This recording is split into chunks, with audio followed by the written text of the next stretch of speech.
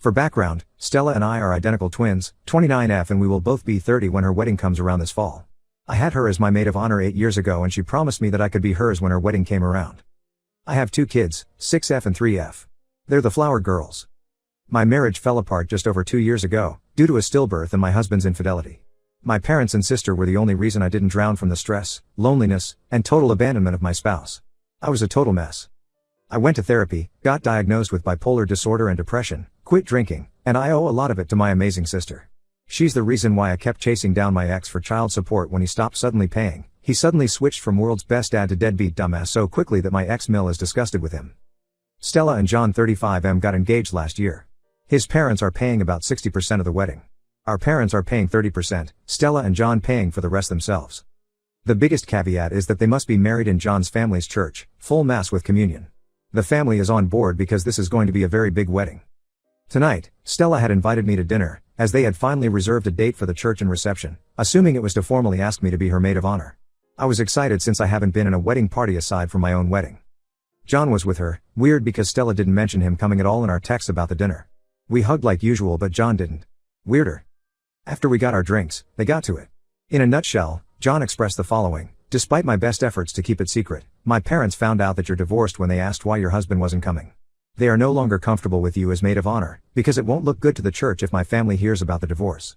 You can be a bridesmaid but can't mention the divorce or your conditions at all during the wedding events. I was stunned, and I felt tears in my eyes. Stella started crying too, and she tried to spin it in a good way. This is way less stressful for you, so it's a good thing. Mother-in-law has already approved my BFF as my maid of honor, so please don't make this any harder. I knew that I couldn't possibly stay there through an entire meal. I had to process this new info alone. I didn't speak. I just paid for my wickedly expensive cocktail, and left to order an Uber home. A few hours ago, I texted Stella that I would not be in her wedding party at all. That was my decision. I wouldn't pull my daughters out, but I would only attend as a guest. She wouldn't take this as an answer, so I had to temp block her due to her excessive texts and calls. I sent my parents a summary of what happened and promised to call them when I was in better shape tomorrow. Stella thinks that this is a total overreaction. I don't even want to know what John thinks at this point. Please help me. Ida? Edit, thank you for all the responses. I half expected to be told to just put up with it and be a plain bridesmaid, which while difficult I kinda would have forced myself to just to make Stella happy. I was just so blindsided and I feel like I've been gut punched, and I do need to be told if I am overreacting in a big way sometimes. I'm going to fall asleep now while binging Friends. And wonder if my twin has suddenly become an Ursula instead of Phoebe. Edit 2, wow. I did not expect this to blow up. I can't thank everyone enough for their input. I have a call scheduled with my parents this afternoon. From what I gathered, they are extremely upset with Stella and John at the moment. Depending on how that goes, I will talk to my girls about doing something big and fun instead. The more I think about it, sitting through a mass sounds less and less appealing. I'm not even religious. And I saw this query in the comments. Yes, I had a cocktail with no alcohol. I use the word mocktail, but I guess its meaning is still lost to some people. When I asked for a list of mocktails last night, the server was a little condescending about it and said they're still called cocktails if they're not alcoholic. Edit. I keep seeing that everyone thinks that I should pull out my daughters. I disagree. As I currently stand, I would be fine attending as a mere guest or childminder to keep my daughters on track. It would actually make it easier to not have to bring a friend with me just as a part-time babysitter for the occasion. I will not let anyone in John's family talk down to my children. If I have any sort of inkling that such a thing would happen, only then would I pull them out as flower girls. This is simply too important to my daughters for me to pull them out altogether. They would be crushed if they were told they couldn't go to the wedding anymore. Update 2. This is going to be a brief update. John found the post as he lurks on Reddit, and shared it with Stella, wish I used the fake name Ursula, since she joked about that detail herself. Stella Ursula has officially called off the wedding. When John was ranting about the post and how bad the comments were painting him, he said that your sister must be off her goddamn meds and going manic, you better get her ass under control. But then Stella Ursula actually came undone on him and began calling out everything that John and his family had put her through. Then she took off the ring and chucked it across the living room. John went into a rage, and while he didn't do anything but yell at her, he threatened her in regards to her mobility issues. Stella Ursula uses a cane to walk. This was what triggered her to text our parents and myself.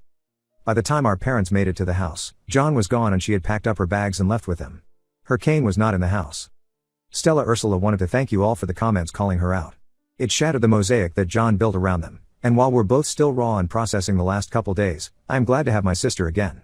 She was someone else I hardly recognized a few days ago. As kids, I was more outgoing and she was more reserved, so I felt obliged to go along with her the other night despite how conflicted I felt. But again, Stella Ursula says thanks for the wake-up call. And John, if you see this, fuck you. Edit, you know what? Fuck you, Keith. The "we don't do it for male attention" is the weirdest way females cope. I don't know why women pretend they don't do anything at all, from dressing nice, to elaborate makeup, to expensive hairstyles for male attention. That is the biggest lie females have made to date. It clearly is.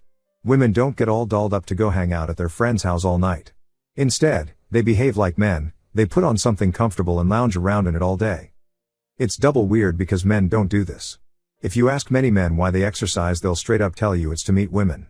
If there wasn't that motivation, 80 to 90% of guys would be in caveman mode their entire life with nasty scraggly beards and dirty clothes.